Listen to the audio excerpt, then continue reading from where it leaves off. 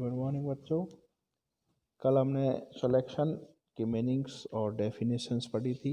उसके बाद में हमने सिलेक्शन प्रोसेस और उसकी मेथड्स की जानकारी ली थी कि सिलेक्शन की कौन कौन सी प्रक्रिया होती है। तो सिलेक्शन में यही कि कर्मचारी को एक तरह से पद और योग्यता के आधार पर उसका चयन किया जाता है।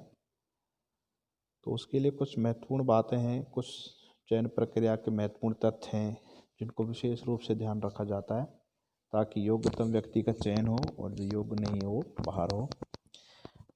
तो इन बात को ध्यान में रखते हुए किसी भी उपक्रम और संगठन या संस्था की सफलता और विकास श्रेष्ठ चयन नीति और जो प्रविधि है या टेक्नोलॉजी है, जो तकनीकी है तथा चयन प्रणाली पर निर्भर करता है। यानी कि किसी भी संस्थान में उसकी सफल और उस किसी भी संगठन और संस्था की सफलता और विकास, यानी उस संगठन सफल है और डेवलप्ड है, तो ये इस बात पर निर्भर करता है कि उसकी जो सिलेक्शन पॉलिसी है, उसकी जो सिलेक्शन नीति है, उसकी जो सिलेक्शन मेथड्स हैं, उसकी जो सिलेक्शन प्रोसेस है वो किस प्रकार की है।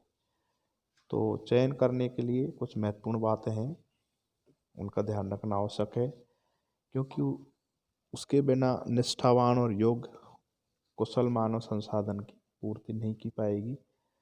जबकि किसी भी संगठन और संस्था की ये अमूल्य धरोहर है। कौन? मानव संसाधन जिसमें निष्ठावान और योग्य तथा कुशल व्यक्ति हैं, यानी जो कर्मचारी हैं जो अपनी संस्था के प्रति निष्ठावान हैं, जो अपनी योग्य हैं, क्षमतावान हैं और कुशल हैं, तो वो किसी भी संगठन की अमूल्य धरोहर कहलाई जाती है। तो इसके चयन करने में कुछ महत्वपूर्ण बातें और तथ्यों को ध्यान रखना बहुत आवश्यक होता है क्योंकि इन्हीं के आधार पर संगठन की सफलता निर्भर करती है। तो उसमें पहली जो बात है वो है योग्यता को महत्व देना, यानी कि जो कर्मचारी है और पद है उसकी योग्यता में कितना तालमेल है। कर्मचारी को अपनी पद की जो आवश्यकता है उनको पूरी कर रहा है या नहीं। यानी कि जो मान लीजिए कि हमको मार्केटिंग में मैनेजमेंट के पद पर चाहिए, तो क्या उस पद की वो आवश्यकता पूरी कर रहा है या नहीं। हमको मान लीजिए कोई टेक्नीशियन पद पर चाहिए, तो क्या वो टेक्नीशियन है या नहीं। तो इस तरह से योग्यता को सबसे पहली ज़रूरत तो क्या है, योग्यता को महत्व देना चाहिए। दूसरी बात है इसमें चयन प्रक्रिया की दूसरी बात क्या है, सरल विधि को अपनाना चाहिए। जहाँ तक संभव हो सरल विधि को अपनाएं जिससे कि जो भर्ती होने जा रहे हैं उन कर्मचारियों को भी वो चीज़ समझ में आ जाए, वो समझ पाएँ कि किस तरह से कैसे प्रवेश लेना है, हमको कैसे पद पर पहुंचना है। कुछ महत्वपूर्ण व्यक्तियों द्वारा भी चयन करना चाहिए। किसी भी संस्था में कुछ विशेष विषय विशेषज्ञ या कुछ महत्वपूर्ण व्यक्तियों के द्वारा भी चयन करवाना चाहिए जिससे कि कुछ अलग योग्यताओं के आधार पर चयन हो किया जा सके। यानी कि जब भी हम भर्ती करते हैं तो ये परीक्षा के आधार पर होती है, लेकिन जब मान लें साक्षात्कार करना हो तो ऐसे समय हमको कुछ महत्वपूर्ण व्यक्तियों के द्वारा साक्षात करवाना चाहिए जो विषय विशेषज्ञ हो, उस चीज़ की अच्छे जानकार हो। तो ये भी एक महत्वपूर्ण व्यक्तियों को चयन प्रक्रिया में शामिल करना चाहिए। और विभिन्न स्रोतों से भी चयन करना जरूरी नहीं है कि एक ही स्रोत से चयन हो, जैसा कि आंतरिक स्रोत ही हो या फिर बाह्य स्रोत हो। विभिन्न स्रोतों से जैसे भी जहाँ भी हमारा जो पद है, संस्था में जो पद है उसकी आवश्यकता है, उस आवश्यकता को ध्यान के रखकर विभिन्न प्रकार के जो भी स्रोत है उनसे उसकी पूर्ति करनी चाहिए।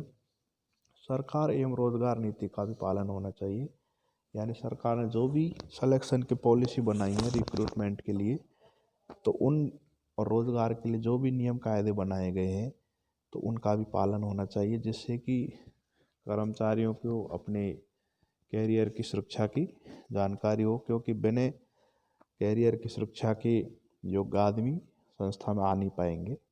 तो सरकार ने जो नीति बना रखी है उनका भी पालन होना चाहिए। निष्पक्ष एवं भेदभाव रहित चयन जहाँ तक संभव हो, बल्कि जहाँ तक कोशिश हो यही होना चाहिए कि निष्पक्ष के आधार पर और बिना भेदभाव के कर्मचारी का चयन होना चाहिए। किसी भी लिंग, जाति, धर्म या रंग, रूप, इन चीज़ों को विशेष रूप से अवॉइड करना चाहिए और उस परीक्षार्थी है या अभ्यर्थी है उसकी उस पद के लिए योग्यता को ध्यान में रखकर उसका चयन किया जाना चाहिए। और जहाँ तक संभव हो साक्षात्कार का प्रयोग करना चाहिए, क्योंकि साक्षात्कार से क्या होता है कि जो कर्मचारी की हम उस पद पर नियुक्त कर रहे हैं वो जहाँ तक संभव हो उसका व्यक्तित्व हमारे सामने बिल्कुल खुल जाता है। चाहे वो साक्षात्कार 5 मिनट का हो, चाहे 15 का हो, चाहे आधी घंटा हो या 1 घंटा का हो, लेकिन जहाँ तक संभव हो जैसा पद है उस पद के अनुरूप उस कर्मचारी में योग्यता और उनका उपयोग करने की क्षमता का थोड़ा सा खुलासा हो जाता है। इसलिए साक्षात्कार प्रणाली का भी उपयोग करना चाहिए। तो ये चयन प्रणाली के महत्वपूर्ण तथ्य हैं जिनको अपनाना जाना आवश्यक है।